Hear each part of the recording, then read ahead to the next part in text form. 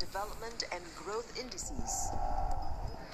Its growth rate in 2018 was 7.8%, well above that of Pakistan's 5.8%. This year, it's projected to grow at 6.8%, according to the Asian Development Bank. In IMF's latest economic outlook, Bangladesh has also overtaken India in projected per capita GDP. We have left behind Pakistan in many respects. India, we have caught up with them. I wouldn't say that we have done better in terms of GDP. It's 1 year we have, but next year it may not be. We don't know. But at least we have caught up. We have caught up with them. We are much behind. Now we are at par with them on per capita GDP, which is very good. And in many other respects, for example, as I said earlier, the women's empowerment and social indicators, we are ahead of them. So I think we are doing fairly well. A proud nation has made its presence known. It's no longer a basket case for sure, but the dreams of its independence leaders haven't yet been fulfilled. Millions live in poverty. Unemployment is around 6%, and illiteracy and disease are rampant.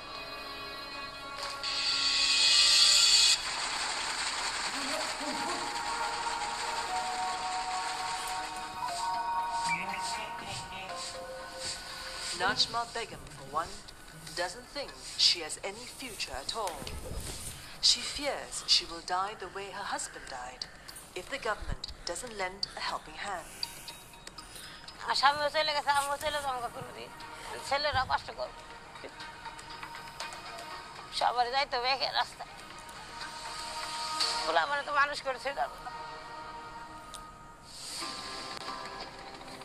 Bangladesh is also severely impacted by the growing effects of climate change. A third of its population is at risk of displacement from rising sea levels. Other challenges are emerging as well, such as radicalization, forcing the government to crack down hard on fundamentalism. Still, there's much hope and expectation, since the country has shown resilience and strength to tide over insurmountable odds. The government is now looking ahead, setting ambitious targets, including elevating Bangladesh to a higher middle-income country 10 years and a developed one by 2041. Can it be done? If it is achieved, the heavy price of freedom won't certainly go in vain. যে কারণে ৩০ লক্ষ মানুষ মারা গেছে তা সম্পূর্ণ সফল এখনো বাংলাদেশ হয়নি, কিন্তু বাঙালি একটি আত্মপরিচয় দিতে পারে বাঙালি হিসাবে, বাংলাদেশের নাগরিক হিসাবে, তার একটি স্বাধীন রাষ্ট্র হিসাবে, এবং সেই স্বাধীন রাষ্ট্রটা সে নিজে পরিচালনা করতে পারে, বাংলা ভাষায় পরিচালিত হচ্ছে। এই জন্য আমরা কিছুটা গৌরব করতে পারি, সম্পূর্ণভাবে নয়। People have paid a high price, but they have defended a philosophy and ideology which is worth to defend. So it is for humanity's sake that Bangladesh suffered greatly, and also humanity extended their cooperation for the struggle of Bangladesh. It was absolutely worth it. We will not trade anything for it. Liberation is our strength. We are a homogeneous country. Our people, our freedom is our strength. With a lot of aspiration, enthusiasm and dream, Bangladesh will go to new heights, I am sure. Independence is worth it. This flag is worth it. This country is worth it. This passport is worth it. This pride is worth it. No price is big enough for freedom. We paid for our freedom with our own blood, and we are so proud of it. I'm so proud of the fact that my father was that brave man who gave up his life for the independence of my country.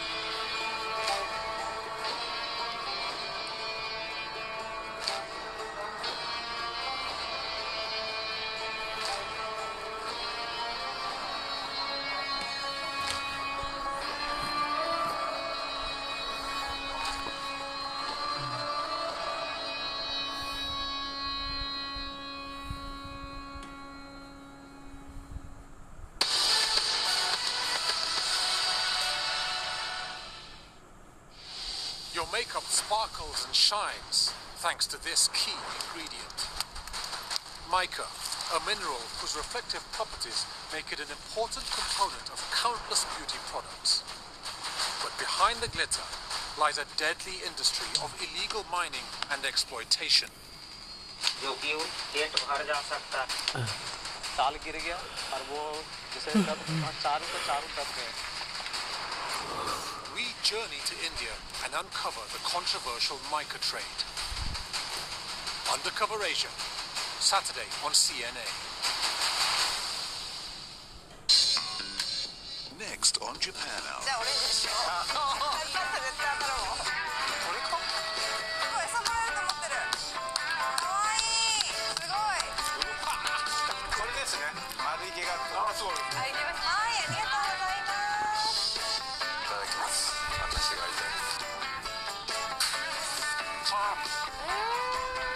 Japan Hour, Saturday on CNA. Japan Hour is brought to you by Sumitomo Corporation and SMBC.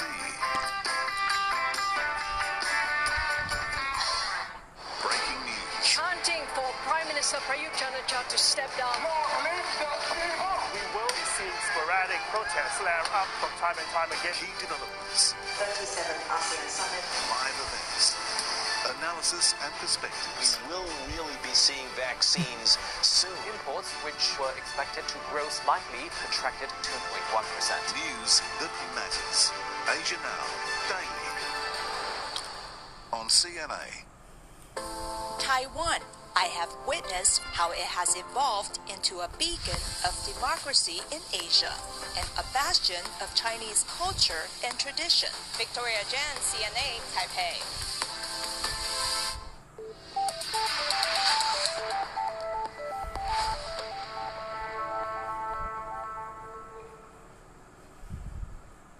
This is World Tonight. Good evening, I'm Rachel Yo. Tonight's top stories: COVID-19 patients forced to share beds as India's hospitals reach breaking point. Daily infections continue to set records with more than 217,000 new cases. China warns the United States and Japan against collusion as Japanese Prime Minister Yoshihide Suga meets U.S. President Joe Biden in Washington. China says it's willing to work with European nations on climate change, but there are some areas of contention. Hong Kong media tycoon Jimmy Lai sentenced to 14 months in jail for helping lead anti-government protests. Several other veteran activists have also received prison time. Opponents of Myanmar's military form a national unity government. They're aiming to restore democracy to the country and win international support and recognition.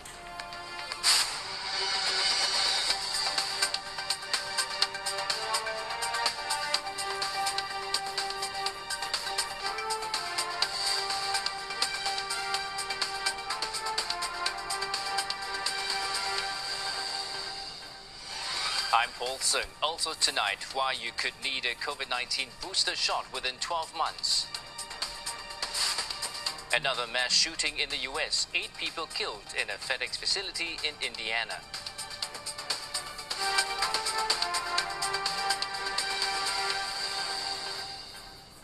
Sharing hospital beds is the grim reality as India's COVID-19 crisis spirals out of control. An emergency oxygen supply is also now needed in a dozen states.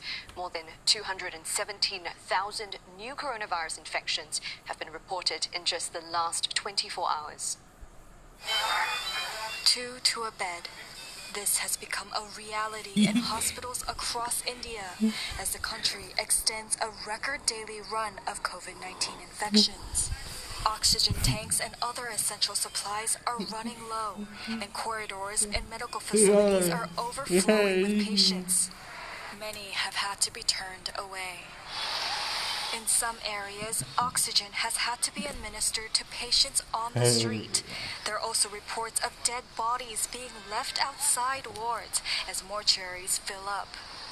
It's taken India just 6 days to log its latest 1 million cases of COVID-19.